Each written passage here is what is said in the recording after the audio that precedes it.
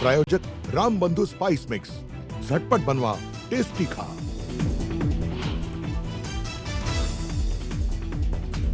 येत्या 29 ऑगस्टला मराठा आरक्षणासाठी शेवटचं निर्णायक आंदोलन। मनोज जरांगेंकडून पुन्हा एकदा आंदोलनाची घोषणा।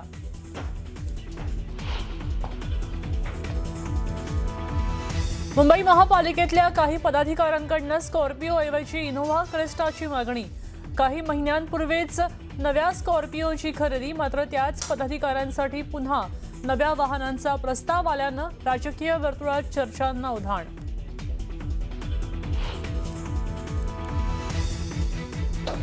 पुणे विद्यापीठात बोगस डिग्रीचं रॅकेट, 3 लाखात डिग्री विकल्याचा रिक्षा चालकाचा आरोप। समिती नेमून विद्यापीठाकडून चौकशीला सुरुवात।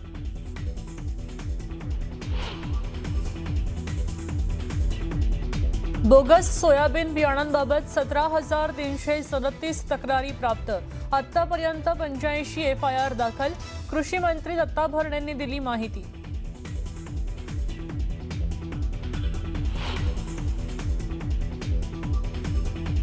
उजनी आणि वीर धरणातनं भीमा नदीमध्ये 67,000 क्युसेक पाण्याचा विसर्ग। पंढरपुरातल्या चंद्रभागेच्या पाणी पातळीत वाढ। नदीपात्रातली अनेक मंदिरं पाण्याखाली।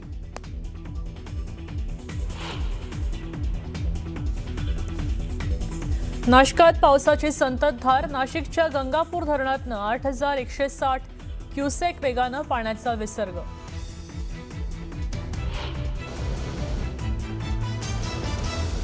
कोयनेतून 10 ते 15,000 क्युसेकनं पाण्याचा विसर्ग। कृष्णा आणि कोयना नदीकाठच्या ग्रामस्थांना सतर्क राहण्याचा इशारा। नागरिकांनी काळजी घेण्याचं आवाहन।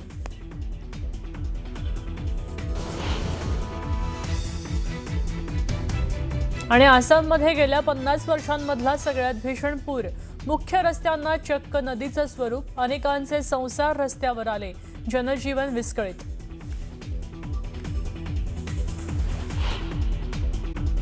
मुंबई महापालिकेनं 6 महिन्यांपूर्वी नव्यानं निवडून आलेल्या महापौर, उपमहापौर आणि विविध समिती अध्यक्षांसाठी तब्बल 2 कोटी 16 लाख खर्च करून 13 नवीन वाहनं खरेदी केली होती। आणि महापौरांसाठी 30 लाखांची इनोव्हा, तर उपमहापौर आणि समिती अध्यक्षांसाठी प्रत्येकी 18 लाखांच्या स्कॉर्पिओ कार खरेदी केल्या होत्या। मात्र आता सभागृह नेते, उपमहापौर, समिती अध्यक्ष आणि विरोधी पक्षनेत्या या सगळ्या स्कॉर्पिओ कार नकोशा झालेल्या आहेत। सध्याच्या स्कॉर्पिओ गाड्या नवीन आहेत, त्यांच्याबद्दल कोणतीही तांत्रिक तक्रार नाही।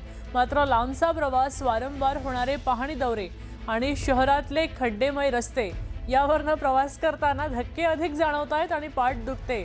त्यामुळे इनोव्हा क्रिस्टा अधिक सोयीची ठरेल असा दावा त्यांनी केलाय, अशी मागणी त्यांनी केली आहे। सभागृह नेते, उपमहापौर, समिती अध्यक्ष आणि विरोधी पक्षनेत्यांनी केलेल्या या मागणीमुळे आता नवीन वादाला तोंड फुटण्याची शक्यता आहे। एकीकडे मुंबईकर खड्डे, वाहतूक कोंडी आणि नागरी सुविधांच्या प्रश्नांशी झुंज देत आहेत आणि त्याच वेळी हे खड्डे आहेत म्हणून त्याच रस्त्यांवरच्या धक्क्यांपासून अधिक आरामदायी प्रवासासाठी आता पदाधिकाऱ्यांच्या वाहनांचं अपग्रेडेशन करायची तयारी सुरू झाली आहे। नवीन वादाला तोंड फुटण्याची चिन्ह आहेत। जे वैधानिक समित्याचे अध्यक्ष आहेत, उपमहापौर आहेत, यांनी सर्वांनी मिळून आम्ही मागणी केली होती की आता जी वाहनं आम्हाला दिलेली आहेत या गाड्या बदलण्यात याव्या, याविषयी तक्रार होती आणि त्या पद्धतीने प्रशासनाकडे आम्ही गटनेत्यांच्या बैठकीत आम्ही मागणी केली होती।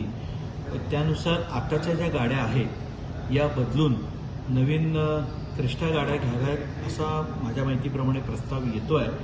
आम्ही मागणी केली होती की आमच्या गाड्या बदला आणि प्रशासनाने ते मान्य केलं होतं की होय, याबाबत आम्हालाही तक्रारी प्राप्त झालेल्या आहेत व त्या अनुषंगाने आता नवीन गाड्या येतील अशी आमची माहिती आहे। जर या देशाचे पंतप्रधान हे आपल्या ताफ्यामध्ये 10-10, 15-15 BMW आणि मर्सिडीज घेऊन फिरत असतील कारण नसताना, तर त्यांचा जी लागण आहे रोगाची ती त्यांच्या खालच्या कार्यकर्त्यांना लागणारच। काय गाड्यांचे ताफे चालले आहेत बघा ना, मुख्यमंत्र्यांचा ताफा बघा, डेप्युटी CMचा ताफा। BMW आणि मर्सिडीज शिवाय त्यांच्या गाड्यांचे कुठे ताफेच नाही आहे। सिक्युरिटीला मर्सिडीज गाड्या पहा तुम्ही। त्याच्यामुळे महानगरपालिकेत त्यांच्या नगरसेवकांना किंवा त्यांचे जे कोण पदाधिकारी आहेत त्याने गाड्या बदलत राहिल्या ते झालं काय आता पैसा लुटीचाच पैसा आहे. पण गाड्या घेण्यासाठी तुम्ही सरकारी तिजोरीला हात घालता, लक्षात घ्या. जनतेच्या तिजोरीला हात घालता. व्यक्तिगत तुमची संपत्ती वेगळी आणि जनतेची संपत्ती वेगळी आहे. स्कॉर्पिओ गाडी आता आम्हाला बरोबर नाही, आमची पाठ दुखते, आमचं काय जे काय आहे ते, आणि आम्ही दौऱ्यावर जातो. मुळात दौरा कुठला, मुंबईच्याच मध्ये आपल्याला फिरायचं आहे. एखाद्या वेळेला मुंबईच्या बाहेर न्यायची असेल एखाद्या वेळेला तर आयुक्तांची परवानगी लागते. या गाड्यांची आत्ता 5 महिने झाले आहेत, 5 वर्षासाठी गाड्या घेतल्या आहेत. आणि तुम्ही आत्ता ह्या तक्रारी करून जर आयुक्तांनी असं काय केलं तर आम्ही जे 4 वर्षासाठी तुमच्याकडे मागतोय श्वेतपत्रिका ती आम्हाला द्याच. स्कॉर्पिओ घेऊन आता 4 महिनेही झालेले नाही आहेत. अगदी कोऱ्या करकरीत गाड्या आहेत, परंतु त्या गाड्यांमुळे त्यांना त्रास होतो. त्यांच्या पाठीचं काहीतरी पाठ दुखते वगैरे अशा पद्धतीच्या तक्रारी करून ते नवीन इनोवा स्क्रिप्टो गाडीसाठी मागणी करतायत. तर मला वाटतं की तुम्हारे कमीज से मेरी कमीज सफेद कैसी अशातला तो प्रकार आहे. कारण महापौरांना इनोवा वरच्या क्लासची हाय क्लासची दिलेली आहे, त्यांना दिली तर आम्हाला का नाही. हा एक कुठेतरी सुप्त एक त्यांचा तो नसती म्हणतात ना पोटदुखी आहे असंच मला वाटतं. ह्यांना सत्तेची मजा करतायत, लयलूट करतायत मजा. आणि ह्यासाठी टॅक्स पेअरचे जे पैसे आहेत, महानगरपालिकेचे पैसे आहेत, त्याची उधळपट्टी चाललेली आहे. आणि अशी उधळपट्टी जर होणार असेल तर ती खपवून घेतली जाणार नाही. कारण इकडे शालेय विद्यार्थी जे आहेत महानगरपालिकेचे, त्यांना ज्या 27 वस्तू दिल्या जातात शालेय वस्तू, त्या अद्याप मिळालेल्या नाही आहेत. ऑगस्ट उजडायची वेळ आली. आता ऑगस्टमध्ये त्यांच्या प्रथम चाचणी परीक्षा येतील तरी अजून त्यांना त्या वस्तू मिळालेल्या नाही आहेत. आरोग्यसेवेचा बोजबारा उडालेला आहे.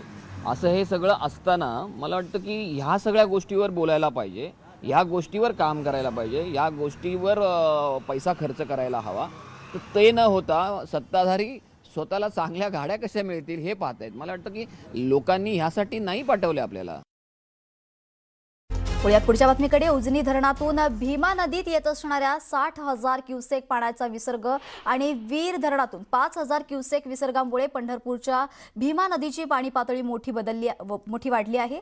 चंद्रभागा अर्थात भीमा नदीच्या वाळवंटात असणाऱ्या भक्त पुंडलिक मंदिरासह इतर सर्व मंदिरं आणि संतांच्या समाध्या पाण्यानं वेढल्या गेल्या असून चंद्रभागा नदीचे पाणी घाटापर्यंत आलंय. पाण्याचा प्रवाह जलद असल्यामुळे संपूर्ण वाळवंटात पाणी पसरलंय.